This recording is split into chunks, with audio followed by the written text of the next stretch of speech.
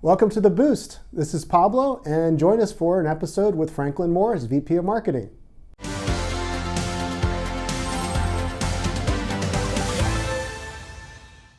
Franklin, thank you for joining us on The Boost. Thank you for having me.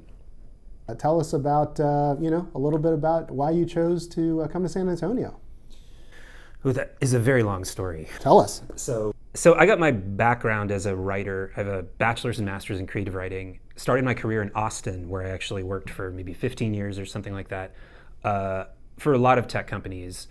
We were in San Antonio for like a very short stint, my wife and I, and then she went to law school in Austin. I moved to San Francisco, where I worked at various startups, different sizes, some Series B startups, a Series B startup that was acquired by a bigger one, a Series A startup, where I am today. And COVID happened. I had a kid, began thinking like, okay, well, maybe it doesn't make sense to raise a kid in a lead-painted closet in San Francisco or something. And so began looking at other places to go, right? And of course, as we think about moving back to Texas, the obvious choice that a lot of tech people make and made during the pandemic kind of exodus from the big cities was Austin, right? And so we thought a lot about Austin. But for kind of various reasons, San Antonio, I think, made a bit more sense. Like Austin it's pretty saturated. The cost of living is a lot higher. I think the startup ecosystem is like a bit different there than it is here. Like here, it kind of feels a little bit earlier stage, right? And it just felt like, San Antonio has a lot of potential. I think has a bunch of big universities. It has ecosystem like Geekdom, and the talent pool in Austin it felt to me kind of like a little bit, I don't know, maybe oversaturated with Franklins, whereas like San Antonio, like I can be you can be the Franklin, the primary Franklin, the main Franklin. Yeah. And so plus like from a personal angle, like San Antonio is very family friendly. It's kid friendly city. Traffic doesn't suck quite as bad as Austin, things like that. So I'm not trying to be like the San Antonio. With the construction, we're trying to keep up. Trying to make it as slow as possible, and especially in Midtown these days. But yes, I agree with you. No, the traffic up there is insane. Yeah. So it kind of seemed like there's a lot of building happening here. You know what I mean? From like a company perspective, and one of the interesting things I think that's happening in tech is like every company now is kind of a tech company. It doesn't matter if you sell like insurance or if you sell, I don't know, physical goods or something like that. You have to have tech talent and kind of as part of your ecosystem. And so even though San Antonio may not have a lot of like software companies or nearly as much as other markets in Texas, it feels to me like it does have like a diverse pool of businesses here that all need tech talent, and a lot of like really hungry kind of hardworking founders and stuff like that that I could work with. So that's amazing. Yeah, no, you're spot on all those things. I mean, it's exactly my thought. We're not here to talk about me, but the circuitous route of how I ended up here was just sort of inertia. The rack space. Kind of like contingent. And I was connected to that, by proxy, and that just kind of pulled me in. And obviously, COVID made the transition a little bit more difficult, as it did for probably a lot of startups, in town. But when you were here before the pandemic, and then you came here after the pandemic, right? Yeah. So Rackspace actually pulled me in as well. Yeah. I started working at Rackspace in 2013, and at that point, I was living like very far north in Austin, practically in Round Rock, and commuting in daily from Round Rock to San Antonio. Wow. And that lasted for maybe like a week and a half or something like that. And then I told my wife, I'm like, we have to move to San Antonio. So we were here for a few years at that point, and then got this job offer in San Francisco, and I kind of couldn't pass it up. Always wanted to see what it was like, kind of being part of that, ecosystem out there in tech. And so, I made the jump. That's and we're glad you did. I mean, now that you're here at Geekdom, you're a mentor. You're offering your insights and many years of experience, to the startups that you're talking about. Many that are right here in this building or part of this network. What kinds of challenges do you see that companies tend to face, in your experience in those early stages, like that you tend to work with, what types of issues do you see that you address most? And it doesn't have to just be marketing, just in general. Yeah. So on the product side, I think the thing I encounter most is that it seems like a lot of products, and you see this actually all the way up until, you could be like a $10-20 million company and still have this problem. But a lot of the companies they're like solutions in search of a problem. Yes. They build something cool that doesn't exist, and the expectation is that customers will of course like want this and want to buy it right away, but it might not answer a pressing problem. It might not have like an expensive problem for people. Like that's what you want, right? Sure. You want to have a product that meets like an expensive, painful need for somebody. If you do that, it's not very difficult to market a product like that, right? Yeah. But oftentimes, people build products and stuff without really having a lot of thought for how are people going to find out about this? How are they going to use it? How are they going to acquire it? Are they even going to use it, right? Like what behaviors need to change? What behaviors does somebody need to change to like jump from what they're doing today to, your product or whatever? Because it's hard to get people to change behaviors, right? Yeah. Sometimes people will just do the same thing over and over, even if they don't like the existing options, because they hate change, right? Sure. So you have to be pretty compelling to get to like pry people away from what they're doing today, to separate them from their money, Yeah. And I think oftentimes people don't think through like how they're going to acquire customers. I think they think through how they're going to build a product and how do I actually build this thing and how do I make it look. But it is never too early to think about how you're actually going to get in front of the right customer and get them to buy stuff. Like that is going to impact your financials.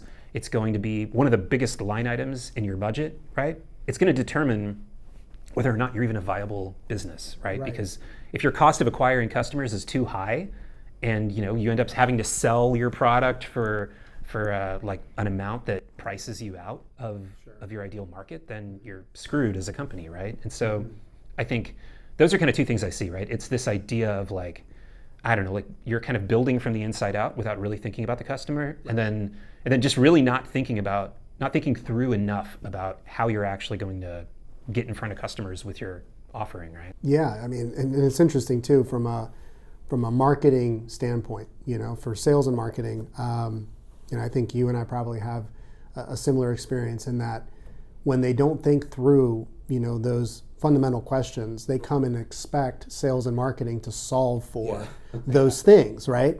Which, don't get me wrong, yes, sales and marketing does help, but it's not the magic pill. Like you can't just invent people's interest in a problem that they particularly don't care about. Yeah. There has to be something, a hook that meets, their, almost like their basic fundamental need. Right. Yeah, those might be business model problems and not so much like marketing problems, right? You, if there is not urgency to buy something, if people don't feel a problem, you can't market them. You can't like use marketing to make them believe that they have a problem that they don't have, right? Sure. So that's one of the things I love the most is when I see a startup that has like, it's like problem market fit, the idea of this startup solving a problem for people that is like very painful and very expensive. And, you want to look at other things too. You want to look at the market landscape and stuff like that. But if you're really solving a pressing need for people, it's a great place to start from. Yeah, as a product. It's easy to sell and it's easy to market because now you're just simply tapping into just fundamentals, right? Totally. You're hitting the pain point, which is, it's like, okay, like that's really sensitive for some people that, if something that's like costing them a ton of time, or like you said, it's an expensive concern, something that would save them a ton of money. Product really in a lot of ways sells itself. Yep.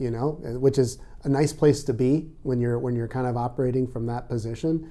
You know, you were talking about Rackspace. I can only imagine what that was like when the market didn't exist and you're selling, you know, managed hosting, right? And people are like, well, what is that? You know what I mean? Totally. That's a great problem to have because you're like, hey, I can save you money this way. And like, oh, I didn't even realize that industry existed.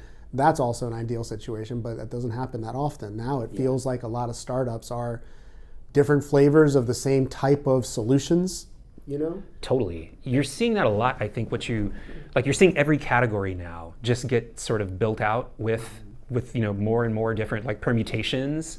I think about, I don't know, just by one way of example, like email automation software, marketing automation type software, right? There used to be like 2 games in town, and now there's like a million of them. And you have companies like Apollo that have started up, super well funded, and are just kind of driving the pricing down to like close to zero. I mean, you could get that for like $99 a month now, right? Which changes the market dynamics and changes like, honestly, it changes the entire effectiveness of the category. That's the other thing too, is all of these things are moving targets in marketing so much. So you have a situation, just to take that one category, for example, right? Marketing automation type of tools and software, email automation, whatever. You have like one company that's basically practically giving it away for free, right? Which means you have more and more people than ever using it to send out email, right? Obliterating people's inboxes. And now you have like so much saturation happening in the category that in general, like the whole tactic has become less effective, right? That's right. So now you have to like think about, okay, what else can I do? You know, what other way can I? That makes a lot of sense. Well, you know, you mentioned you know, Apollo, and I think in general, if you're buying companies to drive the costs down, where does the innovation go? You know, R&D is one of the first things that ends up getting hit, right? Because you don't have the funding to continue developing new and inventive ways, because at the end of the day, you're like, oh, well, let's just change the color on this and then put it out as a new product. You know, which I completely agree with you. One thing that we haven't covered is, you know, just your background overall. Like, how did you, you know, kind of end up in marketing specifically? Is this an area of study? Is this something that you ended up with starting somewhere else? I mean, what's your story? Yeah. So like I mentioned earlier, I got my bachelor's and master's in creative writing, and I envisioned that I would probably have one of 2 jobs, which would be either like novelist, you know, sitting on like a Caribbean island on a typewriter or something, or like I was certain that I would end up being like the editor of Rolling Stone or something like that. It turns out like not super easy to break into either one of those jobs. And so I got my start as a copywriter, just doing advertising copywriting, mostly for like tech companies, but then worked my way up to creative director at an advertising agency here in San Antonio called Pace Communications. Still a big agency, although I don't think they have as much of a presence here anymore. And then from there, kind of made the jump to startups. And at startups, you know, because they're smaller, oftentimes the remit of a marketer is larger, right? So, you know, it started off first like, okay, well, you know, I'm not just managing content, but now I'm managing like content and design and thinking about the distribution channels, right? And how do you distribute content to people and actually get it in front of them in a way that makes an impact? And then, okay, well, as part of that, now you're managing the big paid media budget, right? And figuring out like, you know, what's the return on investment for that? And then eventually kind of now the scope has expanded to be kind of all of marketing, right? So everything from like events to PR. And the truth is like, you know, social media, it all plays together, right? And especially as a startup, I mean, one of the biggest challenges you have is not just like what to do, but it's what not to do, right? Like what to de-emphasize, because everything in marketing kind of works to some degree. It's all a question of like the ROI and the opportunity cost of like where you put your limited time and money. So that's kind of my scope today now for the last like, I don't know, a little while, right? It's been very kind of focused on just running kind of the entire marketing stack. And that I think everybody, because marketing is so multivariate, right? You have so many different functions in marketing. You lean into different leaders, kind of lean into that role differently. You know, for me, it's always been rooted in like content and providing like high value content and you know, advertising and stuff like that to customers. Really trying to, like, I kind of tend to believe that the companies that build the strongest brands are those that build audiences and build trust with that audience. And the way you generally do that, whether you're in business to business or like B2C even, is by just producing content that your customers find interesting, entertaining, that educates them, right? That absolutely. Yeah. Couldn't agree more. I mean, education for me is like, that's like the foundation. If I can't teach somebody something with the content, I know people won't tune in. Yeah. You know, at least from my standpoint. I mean, and I think a lot of times, you know, that conversation with clients is like, okay, what are you teaching your audience? And sometimes clients will look at me like, what do you mean? I'm not trying to teach them anything. Sure you are. Yeah. You know, you're trying to teach them why your product is superior. You're trying to teach them why they should care. Yeah. You know what I mean? Because a lot of times those things aren't obvious to people. You know, you were talking about earlier, like, what's the use case for this? I have no idea. Well, educate them. You know, maybe they'll kind of, you know, hang on to that little like you know, message, and that will help you open up, you know, further like pathways for communication with that audience, right? I mean, you've been doing this work for quite some time, so, and working with different industries, working with different companies, you know, like if you're working with a startup that obviously has every need that you could possibly think of, because a lot of people think that a startup has fewer needs or less complicated needs than like a big mega corporation, and that's not true. You know, it's different scale, but the needs are all the same, right? Yep. So, I mean, as far as budgets are concerned, I mean, it sounds like from from your standpoint, all of these different channels, you have to pick and choose and select the right mix, because you know, it really is just a question of dialing down and dialing up depending on what channels make the most sense for that particular engagement, right? Totally. Or that industry. So it sounds like strategy and what you're bringing to the table really matters. You know, more than just simply like, okay, let's just check the boxes and throw money out at the market and expect it to work. If like a big company wastes 25 grand or something like that on an ad campaign or a channel that doesn't work, it's like a bump in the road, right? But if a startup wastes 25 grand on marketing and they don't acquire customers for it, it can be fatal, right? Yes. And so it absolutely, I think, makes a huge difference. There's also the fact that like oftentimes these companies have no budget, right? And so you know this because you guys work a lot in like the SEO space too, right? Companies with no budget tend to kind of lean into the same type of tactics, right? The things that appear to be kind of free, which are, you know, you write content, you put out a bunch of social media stuff, you send out emails. Yes. But the challenge, whether you're a startup or a big company, is that like you and your competitors are all kind of doing the same thing, right? Absolutely. If you're in the B2B space, you are all pulling down the same lists of leads, emailing them with similar messages using the same type of software and tactics, running ads on the same platforms, right, that say roughly the same thing. So the strategy is not only like what channels you choose, but like what message are you putting out there and how are you differentiated? Because, you know, especially if you're in a space with a lot of bigger competitors or something, they're going to be able to like 10x the amount of times Anything you do. Yeah, anything you do, right? So your message has to be, you know, it has to hit. It has to like cut through that noise, right? And having a message and content that is like, that's entertaining, that's high value and like teaches people things, you know, that is like memorable and builds that kind of like affinity, that is, that's gonna be your hook, right? It has to be your hook. Sure. You can't just, and talking about your product, it ain't it. Because I know like I get, just how many times a week I get, like how many times a day I get a LinkedIn invite from somebody, right?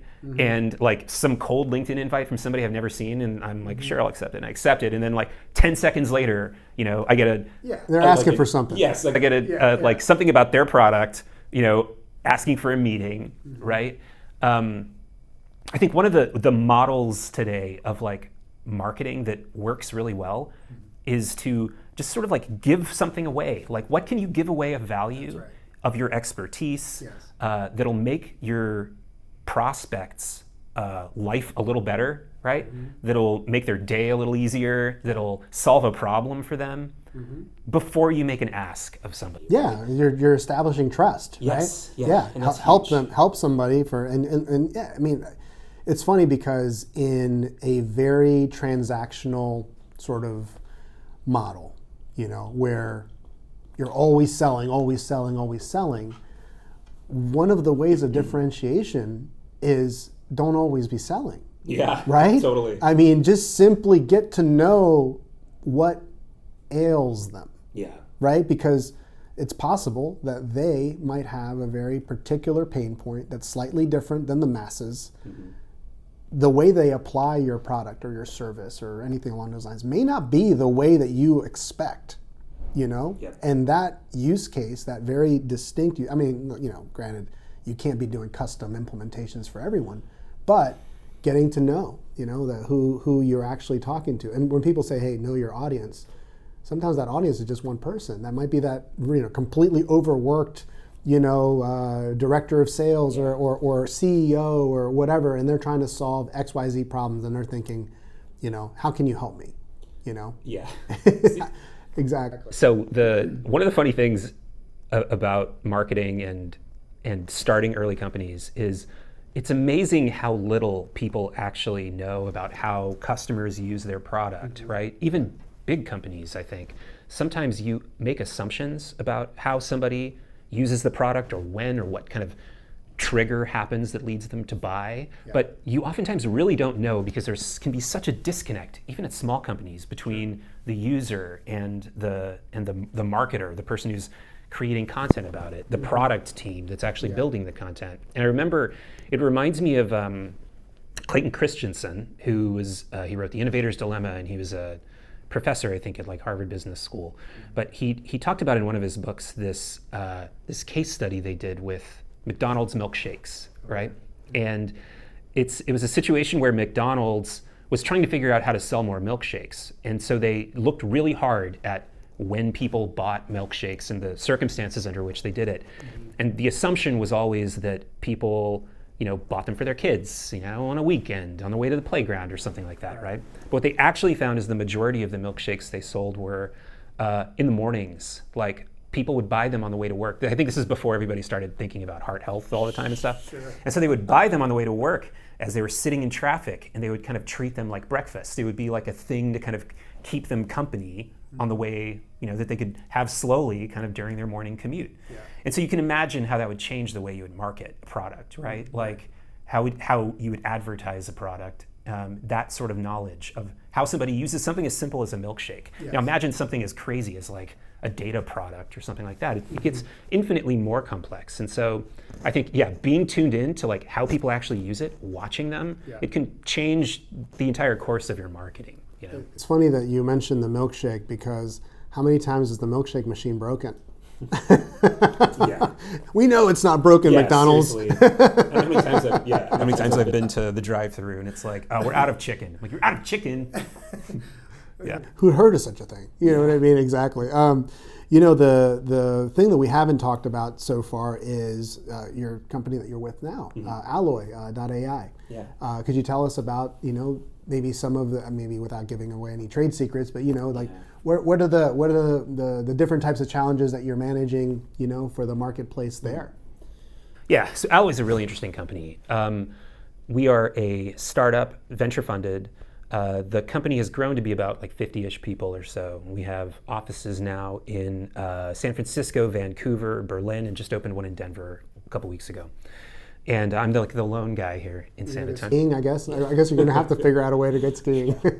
And so the company solves a couple of I think really interesting and tough problems for exclusively for consumer goods companies. So if you make a physical good and you sell it to people, this is the stuff you buy every day, like whether it's food or electronics or housewares or something like that. Mm-hmm. That is that, to take an example, if you are Sony, mm-hmm. you sell through hundreds of retailers, right? Each one of those retailers has probably thousands of locations. This is just in the US alone. Every one of those reports data in different ways, at different frequency, you're in different formats entirely, right? And so if you are Sony, you need to find a way to go to 100 different portals and download everything manually and then reconcile hundreds of different spreadsheets at different times and stuff. And so we've created a data platform that goes out to all of the different retailer and partner portals, mm-hmm. to your distributors, to your e-commerce partners and supply chain partners, grabs all of the data, normalizes all of it manually, so you don't have to do any of the data management or anything. It then gives you like consumer goods specific insights on top of it that you would need. Like you can see things easily, like your sales in real time, down to the store level, down to like the SKU level. You can see your marketing promotions and how they're going, inventory levels, various places, right? So you can make decisions about your business. But then it also layers on top of that the ability to do things that you can't see in any of those tools. So it's like using that information, we can kind of derive, and like putting like a layer of AI on top of it, we can derive different things. We can run simulations to tell you like where you're likely to be out of stock next week based on sales like downstream from that, right? So we can do things like prevent out of stocks. We can tell you if there's like thefts happening at a store, right? Because of the fact that, hey, you should have more sales there, but you don't. And so companies are using that to kind of run everything from like their supply chain to their sales, to make decisions about how much stuff to manufacture, to inform their planning and stuff like that. So yeah, it's an interesting product. We have a lot of really great customers. I think about like, Valvoline's a customer, Melissa and Doug. If you have kids, you know who that is. Yeah, we totally do. Crayola and Bic, and kind of a lot of big consumer brands that people use in most of the consumer brand categories. Well, one of the exciting things about what you're saying is also the tools that are now leveraging AI to be able to not only gather the data, analyze the data. I mean, from a marketer's standpoint, having that much data at your fingertips that you don't have to, quote unquote, figure out or have to unwind like a ball of yarn, that's exciting, because now you can make real decisions based on data that, if you're running any type of organization, I mean, that's really the key, right? Yeah. How many times have you like said, oh, that we have Google Analytics? That's like one facet of data for a company that, and a very limited one at that. What's going on if you're doing store sales, and you're going down to the store level, that's foot traffic, that's actual sales happening, on location. Sorry, Google Analytics still doesn't have that information. Yeah. It's interesting. Like the problem tends not to be, I find in most of these industries, not enough data. It's like too much data and not enough insights, right? Yeah. Not enough not enough actionable insights, right? Mm-hmm. So you have data from a million different things, and but what is the relevant data, right? Yes. What is something, especially if you're a complex business and you're selling hundreds or thousands even of different products in thousands of locations at the same time, like what in your one person, what is the thing you need to take action on? And so it's a platform that helps kind of surface that so that people can just figure that out, right? Yeah. Without having to pore over spreadsheets and things like that. Or worse, which is what I think most companies are even still doing today, which is guesswork. It's kind of like, you just, we sold this much. Fear to the wind. Yeah, or we sold this much last year. I bet we're going to sell 10% more this year, or something, right? Yeah, exactly. And so, we actually allow those decisions to be based kind of in data, and then let people respond in real time when the market kind of veers away from that, Yeah. That's really important. I mean, it's because there's so much information coming in at the, I don't care how good of an analyst team you have. You could have an army of analysts. Yeah. There's still people. Right? I mean, I think that's where the value, for me anyway, AI in terms of managing data for proper decision making. It's about poring over so much information and being able to come up with those little nuggets of actionable insights that will help you, or at the very least, give you something to make a proper decision with. Yeah. Right? A lot of times people just look at like one small data set and then they're like making full-blown business decisions on the direction of their whole company and their budgets based off of minor information, at the end of the day. And really that's no better than, it was an informed decision. Yeah, but on how much information? Yeah, I know, seriously. And I mean, there, at least in marketing too, to step away from like consumer goods stuff, I was talking to somebody the other day, and somebody made a comment about how data doesn't lie, and I'm like, I can lie with data. Like, I'm sorry, but marketers know how to lie with data. Like, it sucks to say, but it's true. Like, there are so many different metrics. There's so many different things to measure that, you can find a metric that looks good. Is it a vanity metric? Is it the one that matters, right? And so, being able to to surface not only just random kind of insights or vanity metrics, but the things that are most important. Like, that's why you still need humans to interact with a tool, right? It doesn't replace them. It allows them to allows these analysts to analyze better, right? Gives them kind of a list of different things to drill into a little bit more to kind of understand, use cases or root causes behind things. Very true. Absolutely true.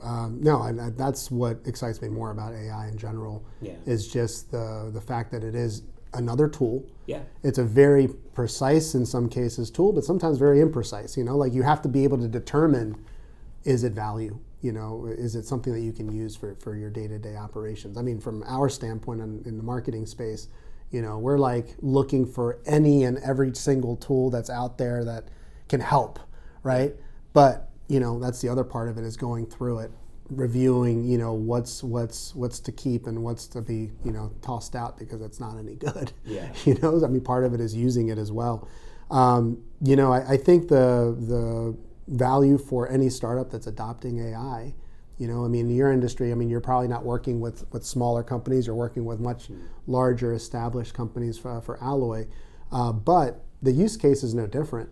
Even for smaller businesses, how do you adopt artificial intelligence in a way to help you grow your business? Yep. Now that's a broad question, but you provide guidance with experience, right? There's a difference between just simply adopting something for the sake of, oh, this is cool and shiny, versus this is legitimately helping me grow my business and operate it better, right? So there are some smaller companies that do work with us.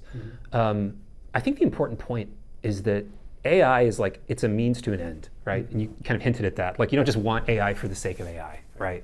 You want to try to think about what problems AI can solve for you, because sometimes you don't need sometimes you just need long division or simple kind of arithmetic, right? To solve a problem. You actually don't need super crazy deep AI stuff. But then there are some problems that AI really does benefit, right? Yeah. And so understanding, I think, what the problem is you want to solve and what the best way to solve it is, I think that's kind of the place companies need to start when they're exploring AI. And then the other thing too is that you kind of have to get your data and stuff in order first, because AI is only as good as the data you train it on, That's right. And very true. yeah, and so if you train it on a bunch of crappy data, you're just going to get crappy insights at scale, right? Which doesn't do anybody any good. Then you're just, again, back to making poor decisions. And so there's kind of I feel like a bit of a life cycle of AI adoption, kind of companies need to, it depends on the use case and purpose, right? But you can imagine if you're, because I know you guys use AI in marketing stuff, right? Absolutely. Yeah, and if you train it on a bunch of, crappy junk and stuff, right? You're going to end up with really crappy results. That's right. So I think companies need to kind of think about, I don't know, a bit of a crawl, walk, run approach to AI adoption, right? They absolutely need to be thinking about it, because there's so much it can do to reduce or to increase your impact, right? Yeah. But it's not just going to be a total panacea for everything. Right, and it's actually an interesting dynamic too in working with companies. You have leaders that are all on the AI, train, and then you have those that are like, oh no, I'll never touch it. It's snake oil, Yeah. And I think the answer is somewhere in between. You have to. It certainly can be snake oil if it's junk data, like you're talking about. But yeah, that training, that's investment. That's significant amount of time, and in some cases money, that you have to invest into building out those LLMs, for reuse, not session-based platforms to just okay, and every time I sit down and put in a new, prompt, it's not going to be, something based off of something I wrote previously or fed it before. It's going to be oh, who are you and what do you need me for? As opposed to a business brain, for lack of a better term. Yeah. Anyway. Thank you so much for joining us on the Boost. The amazing insights, and certainly look forward to seeing you around Geekdom and continuing to work in growing the startup ecosystem here. Yeah, thank you for having me. I appreciate it. Thank you, Franklin.